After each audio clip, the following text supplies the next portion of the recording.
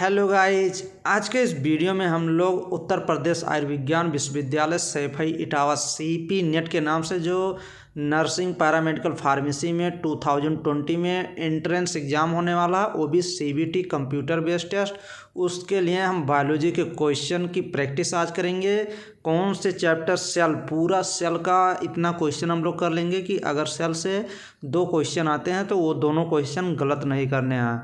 तो cell the unit of life, पूरा cell का हम लोग क्वेश्चन डिस्कस करने वाले हैं। तो आप लोग लास्ट तक वीडियो देखिए, सभी क्वेश्चन इंपॉर्टेंट हैं। तो ये इंग्लिश में लैंग्वेज में वीडियो है, आप लोग ये मत कमेंट लिखिएगा कि सर ये हिंदी में कराइए। मेरे पास ये हिंदी में क्वेश्चन नहीं है और ना कहीं मिलते हैं जल्दी, तो ये इंग्लिश में क्वेश्चन है। बट आप लोग को ऐसे मैं समझा दूंगा, अगर आप लोग ध्यान से वीडियो पूरा कंप्लीट देखेंगे तो आप लोग को ये लगेगा कि हाँ ये हिंदी में ही कराया गया है। तो चलिए, कोई आप लोग को दिक्कत नहीं होगी, ये हिंदी एकदम आप लोग को लगेगी। आप लोग लास्ट तक वीडियो देखिए। चलिए, तो हम लोग कौन से चैप्टर से, cell the unit of life, पूरा सेल से देखेंगे। तो फर्स्ट क्वेश्चन आप लोग देख लीजिए, दी सेल, सेल क्या है। सेल फर्स्ट ऑप्शन कह रहा है दी सेल जो होती है fundamental functional unit of living organism. जो लिविंग ऑर्गेनिज्म होते हैं, जीव होता है जिंदा आदमी, उसका फंडामेंटल फंक्शनल यूनिट होती है। तो ये तो सही है। सेकंड कह रहा है the structural unit of all living organism, सभी लिविंग ऑर्गेनिज्म की स्ट्रक्चरल यूनिट होती है। तो ये भी सही है, इसीलिए ऑप्शन नंबर 3 सही हो जाएगा। और 4 कह रहा है नन ऑफ दीज, इनमें से कोई नहीं सही है, नहीं तो 3 सही है, इसलिए कह रहा है बोथ ए एंड बी, मतलब दोनों सही हैं। तो आप 3rd ऑप्शन सही लगाएंगे। Next question number, who was first साल लिव सेल, लाइव सेल। तो सबसे पहले जिंदा सेल किसने देखा था, एंटोनी लीवेनहॉक ने, या लुईस पास्चर ने, या फ्लेमिंग, या फिर लिनाल रस्का ने, या फिर, तो ऑप्शन नंबर फर्स्ट सही हो जाएगा। एंटोनी लीवेनहॉक ने सबसे पहले जिंदा सेल, लाइव सेल देखा था। तो ऑप्शन नंबर कौन सा, फर्स्ट ऑप्शन करेक्ट हो जाएगा। Next question number 3rd number question, ये भी इंपॉर्टेंट है बट ये थोड़ा मिसप्रिंट है, तो मैं बता दे रहा हूँ। न्यूक्लियस डिस्कवर्ड बाय, तो आप लोग सेकंड ऑप्शन याद कर लीजिए। रॉबर्ट ब्राउन न्यूक्लियस की डिस्कवर किए थे, न्यूक्लियस को खोजे थे। तो न्यूक्लियस किसने खोजा था, रॉबर्ट ब्राउन ने। Next question number 4, cell theory was given by, सबसे पहले सेल थ्योरी किसने दिया था। तो सेल थ्योरी किसने दिया था, स्लाइडेन एंड स्वान ने। तो ये भी एक बार क्वेश्चन पूछा गया था कि स्लाइडेन क्या थे और स्वान क्या थे। तो स्वान जो थे ये जोलॉजिस्ट थे, और ये स्लाइडेन जो थे ये क्या थे, ये बॉटनिस्ट थे। तो आप लोग ये भी ध्यान में रख लीजिए, एक बार ये क्वेश्चन पूछा गया था। तो ये क्वेश्चन है सेल थ्योरी किसने दिया था, स्लाइडेन और स्वान दोनों ने मिलकर सेल थ्योरी दिया था। तो इसीलिए ऑप्शन नंबर 3rd करेक्ट हो जाएगा, क्योंकि बोथ ए एंड बी दे रहा है। ओमनी सेलुला ई सेलुला, तो ये ओमनी सेलुला ई सेलुला 4 ऑप्शन दिया गया है और साइंटिस्ट के नेम दिए गए हैं। तो ये किसने, ओमनी सेलुला ई सेलुला किसने कहा था, रुडोल्फ वर्चो ने। Second option Robert brown, 3rd option Robert Hooke, 4th option Theodore स्वान और 4th ऑप्शन रुडोल्फ वर्चो।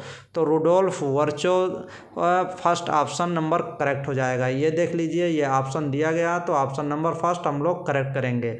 ओमनी सेलुला ई सेलुला का मतलब क्या होता है, ओमनी सेलुला ई सेलुला का मतलब होता है कि जो पुरानी सेल्स होती हैं उनसे, मान लीजिए पुरानी सेल्स हैं और इनसे जो नए सेल्स बनती हैं, तो इसी को कहते हैं ओमनी सेलुला ई सेलुला।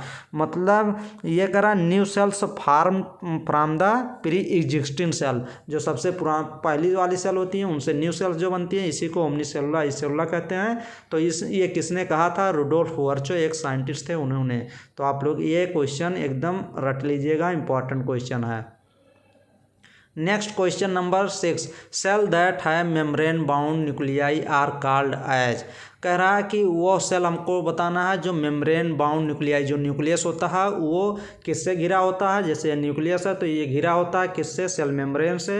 तो प्रोकैरियोटिक सेल जो होती हैं मेम्ब्रेनस लेस होती हैं। न्यूक्लियाइड जो होता है ये भी न्यूक्लियस, इसमें भी मेम्ब्रेन नहीं पाई जाती है न्यूक्लियस में। और बैक्टीरिया के न्यूक्लियस में तो सेल मेम्ब्रेन पाई नहीं जाती है। बट यूकैरियोटिक सेल जो होती है इसमें मेम्ब्रेनस न्यूक्लियाई बाउंडेड पाई जाती है। तो न्यूक्लियस जो होता है इसमें सेल मतलब मेम्ब्रेनस होती है। तो option number third eukaryotic cell सही हो जाएगा।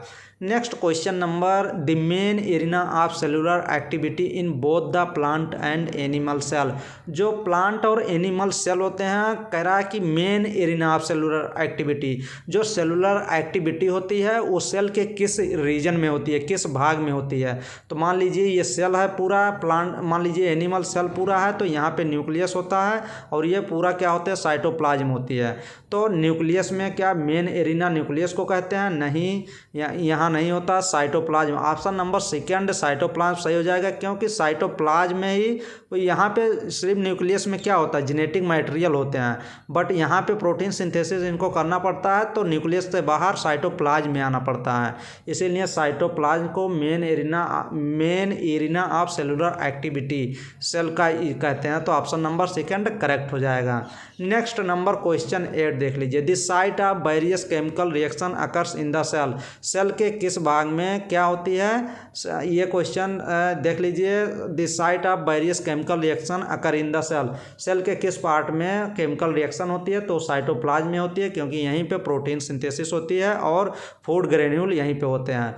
Next question number 11। Ribosomes are found in the. Ribosomes कहाँ पाए जाते हैं? न्यूक्लियस के अंदर जो सेल होती है तो न्यूक्लियस होता है, तो न्यूक्लियस के अंदर जेनेटिक मटेरियल होता है, तो यहाँ से मूव करके आते हैं साइटोप्लाज्म में, और साइटोप्लाज्म में आएंगे तो यहीं पे राइबोसोम पाया जाता है, और mRNA यहीं पे आएगा जेनेटिक मटेरियल। तो mRNA से क्या जाएगा, आरएनए में जाएगा। आरएनए से किस में चेंज होगा?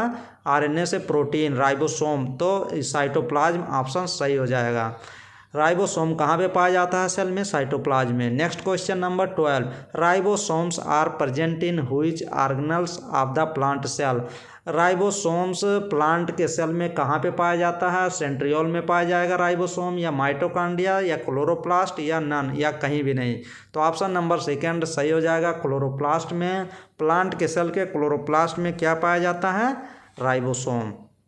Next question number 13। Centriole are help in. तो प्लांट सेल में तो सेंट्रियोल होती नहीं है, तो ये सेंट्रियोल जो होती है, ये एक बार क्वेश्चन ये भी पूछा गया था कि सेंट्रियोल किस में होती है, प्लांट सेल में कि एनिमल सेल में। तो एनिमल सेल में सेंट्रियोल होती है, और ये क्या इसका फंक्शन होता है, सेंट्रियोल क्यों पाई जाती है? क्योंकि ये सेल डिवीजन, एनिमल सेल की सेल डिवीजन में वर्क करती है, मतलब रोल होता है इनका। तो ऑप्शन नंबर कौन सा सही हो जाएगा? सेंट्रियोल किस में हेल्प करता है? सेल इनलार्जमेंट इन प्लांट के सेल को बढ़ाने में, या सेल रीजनरेशन में, या फिर सेल डिवीजन में। तो सेल डिवीजन में, ये देख लीजिए ऑप्शन नंबर थर्ड डायरेक्ट टिक करिए।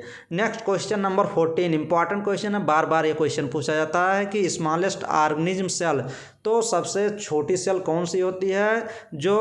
तो option number first bacteria they रहा है, और सेकंड फंजाई, थर्ड माइकोप्लाज्मा, और फोर्थ वायरस। तो हम लोग वायरस लगा देते हैं, तो वहीं पे गलत कर देते हैं क्वेश्चन। हम लोग ऑप्शन नंबर थर्ड माइकोप्लाज्मा लगाएंगे। तो माइकोप्लाज्मा क्या होती है? माइकोप्लाज्मा एक ऑर्गेनिज्म होती है जो ये भी क्वेश्चन पूछा जाता है कि कौन सा लिव मतलब जिंदी सेल होती है जो सबसे छोटी होती है? Living cell. ये देख लीजिए, पूछता है living cell, living LIVING living cell होती है, सबसे छोटी होती है, वो माइकोप्लाज्मा होती है। ये भी क्वेश्चन पूछा गया है कि सबसे मतलब किसमें लाइक सेल वॉल होती है, मतलब सेल वॉल एब्सेंट होती है कौन से सेल में? तो वो भी माइकोप्लाज्मा ही होता है, थर्ड ऑप्शन लगाएंगे। ये भी क्वेश्चन पूछा जाता है कि जोकर्स ऑफ प्लांट का जोकर किसको कहते हैं? तो माइकोप्लाज्मा को ही कहते हैं। ये भी क्वेश्चन पूछा गया है कि ये क्वेश्चन एक बार ये भी पूछा गया था कि कौन सी सेल है जो विदाउट ऑक्सीजन, अगर ऑक्सीजन उसको ना मिले तब भी वो जिंदी सेल रहेगी, मरेगी नहीं, सर्वाइव करेगी, तो वो माइकोप्लाज्मा ही होती है। तो option number second without oxygen, अगर आप लोग इसको ऑक्सीजन नहीं दोगे तब भी ये जिंदी रहेगी। तो कौन सी माइकोप्लाज्मा एक सेल होती है, वो ही ऑप्शन नंबर थर्ड करेक्ट करेंगे। Next question number which of the following organelle is not found in plant cell. अब ये देख लीजिए, ये भी क्वेश्चन बार बार पूछा जाता है, कौन सा इसमें कह रहा ऑर्गेनेल होता है जो प्लांट सेल में नहीं पाया जाता? तो फर्स्ट ऑप्शन सेंट्रियोल सही हो जाएगा। तो नेक्स्ट क्वेश्चन 16 नंबर हम लोग देख लेते हैं। Which of the following largest egg, कौन सी इसमें पूछ रहा है लार्जेस्ट एग होता है, नर्व सेल होती है, रेप्टिलियंस एग और एलिफेंट एग और ऑस्ट्रिच एग। तो हम लोग एलिफेंट लगा देते हैं, थर्ड ऑप्शन लगा देते हैं। तो फर्स्ट ऑप्शन इसका सही होगा ऑस्ट्रिच की एग। ऑस्ट्रिच एक पक्षी है, उसकी अंडे जो होती हैं सबसे बड़ी सेल होती है। तो लार्जेस्ट एग किसका होता है, लार्जेस्ट सबसे लंबा अंडा जो होता है वो ऑस्ट्रिच का होता है। Next question number 17, nerve cell are, nerve cell क्या होती है, स्मॉलेस्ट सेल होती है, राउंड होती है, लार्जेस्ट सेल होती है। क्योंकि नर्व का सेल आप लोग फिगर बना लेंगे तो आपको पता चल जाएगी कि नर्व की सेल जो होती है ये ऐसी होती है, ऐसी इसकी सेल होती है, ऐसे यहाँ से बन के पूरा ऐसे बनता है। डेंड्राइट होते हैं और सिलिया सेल बॉडी होती है, तो यहाँ पे लगे होते हैं सब। ये सबसे लंबी सेल होती है, लॉन्गेस्ट सेल होती है। तो स्टूडेंट 17 क्वेश्चन हम लोग डिस्कस करेंगे। छोटी छोटी वीडियो 10-11 मिनट की वीडियो बनेगी, क्योंकि अगर लंबी वीडियो हम बनाएंगे तो आप लोग पूरी वीडियो नहीं देखते हैं, स्किप करके देखते हैं और वीडियो को डाउनलोड करके देखते हैं। तो आप लोग को डाउनलोड नहीं करना है और चैनल को आप लोग प्लीज़ तेज़ी से ग्रो कराइए, जिससे काफ़ी क्वेश्चन चैनल पे कराया जा रहा है। आप लोग पूरा कंप्लीट क्वेश्चन देखिए और काफ़ी क्वेश्चन 200 से 250 वीडियो क्वेश्चन ऑब्जेक्टिव क्वेश्चन कराए गए हैं चैनल पे, और उसकी प्लेलिस्ट बनी हुई है। आप लोग प्लेलिस्ट पे जाइए, वहाँ पे हिंदी में काफ़ी क्वेश्चन कराए गए हैं, इंग्लिश में भी कराए गए हैं। तो हिंदी वाले स्टूडेंट हिंदी वाले देखें, और जो इंग्लिश में देखते हैं तो हिंदी इंग्लिश स्टूडेंट जो हैं सभी क्वेश्चन देख के जाना है, या वो हिंदी या इंग्लिश का, फिजिक्स केमिस्ट्री बायोलॉजी। तो आप लोग प्लीज़ चैनल को, अगर पहली बार आप वॉच कर रहे हैं तो चैनल को सब्सक्राइब करें और अपने फ्रेंड्स में शेयर करें। अपने फ्रेंड्स में, अपने दोस्तों, जो अपने रिलेशन में, सबको आप इन्फॉर्म करें कि सीपी नेट अगर किसी भी को देना है तो सीपी नेट का फॉर्म अप्लाई कर सकते हैं। फॉर्म का अप्लीकेशन डेट अभी फिलअप डेट चल रहा है, 28 तक आप फॉर्म फिलअप कर सकते हैं। तो चलिए हम लोग नेक्स्ट वीडियो में आएंगे बेस्ट क्वेश्चन और वीडियो के साथ। तो थैंक यू, धन्यवाद।